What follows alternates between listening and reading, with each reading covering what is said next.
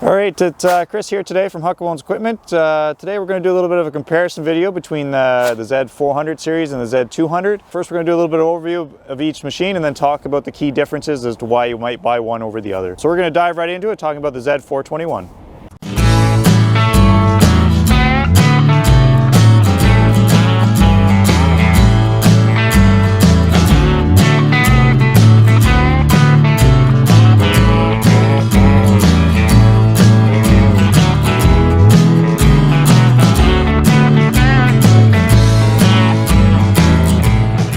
So when dealing with the 400 series zero turns, you'll see that they have nice big front tires, nice big operator's platform on there with a nice high back deluxe seats. It's got a little bit of design feature to it.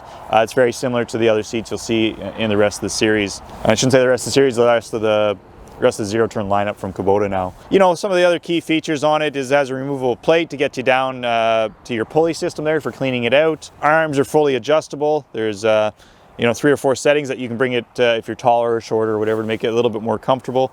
On your seat itself, there's about 5 inches of travel front and back there. Again, for whether you're short or tall, just to make your comfort level that much better whenever you're sitting on these units and trying to cut grass for a full day. Got the same sort of ergonomical layout as the other gas zero turns like the Z200 and 700. After that, you'll see it actually has the first folding roll bar, which is very important whenever you're in and around trees and stuff like that. And then again, the 400 series is always powered by the Kawasaki engine. In this case, with the 421, it's a 25 horsepower engine. And again, the benefit of a Kawasaki, again, Japanese motor, real nice, smooth, quieter engine over a Kohler or a Briggs. And then it also comes with the independent choke. Makes it a little bit easier to start, gives you a little bit more control than starting your machine at wide open.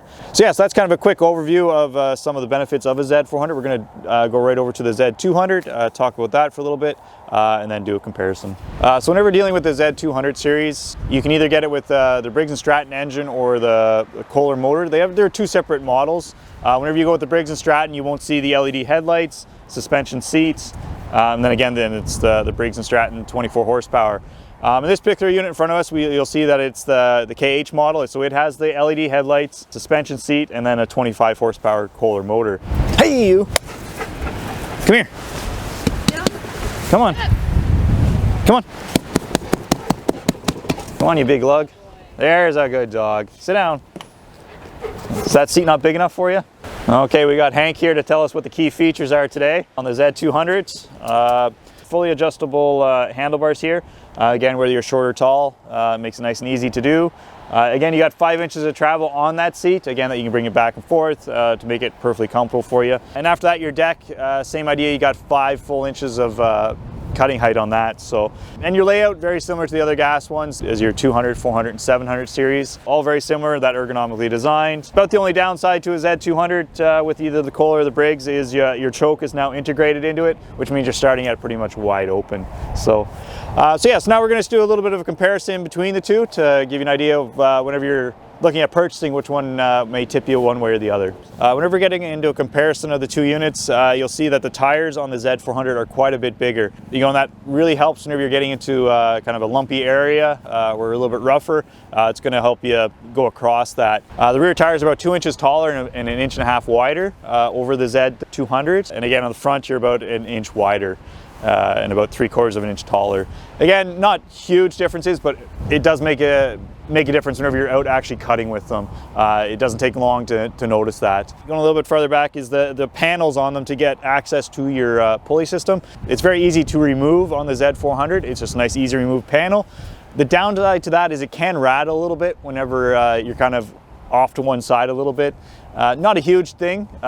On the Z200, it's nicely bolted down with some cushion there with some rubber washers, so you don't get any rattle or anything like that. It just takes a little bit more to remove it whenever you want to do some cleaning. After that, you'll see very similar seats on the 2. They are the exact same. So again, we recommend suspension seat on either one. It does add to the cost on the Z400, but is highly recommended. And again, you'll see your arms, very similar. A little bit more comfort design to them on the Z400, but very similar arms without much difference on that. Key differences you'll see on the roll bars. Again, we mentioned earlier in the video, this one has a folding roll bar to a completely stiff one on the Z200. And then the very last key difference is your engine and transmission. So again, on the Z200, you're going to have either a Briggs or Kohler, and on the 400, it is a is a Cowie, so it's going to run a little bit quieter, a little bit nicer, a little bit smoother than over the American-made engines. Again, longevity about equal on that, but just a little bit nicer overall on the Z400. So on the 400 Series 2 is your transmission, much bigger upgrade over the Z200. It is a commercial ZT 3600 transmission on the Z400 series. It doesn't make much difference up front. Over that 10-15 years that you want to own these zero turns, the longevity has been shown in the commercial end of stuff that you'll see on the Z400. The key thing we're going to ask you is, what is your budget? You know, they both have great financing, but it really comes down to what you're hoping to spend and what comfort level you want at that point. So the Z400 is going to be more comfortable but more expensive. You know, it's going to be about $2,000 to $3,000 more depending on options than the Z200. So hopefully with this video you're kind of able to see what the comparisons are between the two and take away and give you a little bit of a head start before you get to your local Kubota dealership about which one interests you more. So to kind of compare the two and give you an informed, little bit more information to make an informed decision about which one better suits you, because big key takeaways is the Z400 quite a bit more comfortable, quite a bit more expensive.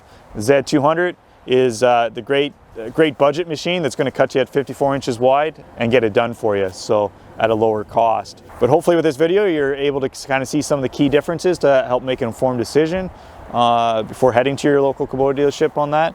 And if you did enjoy today's video, please like and subscribe and leave your comments down below.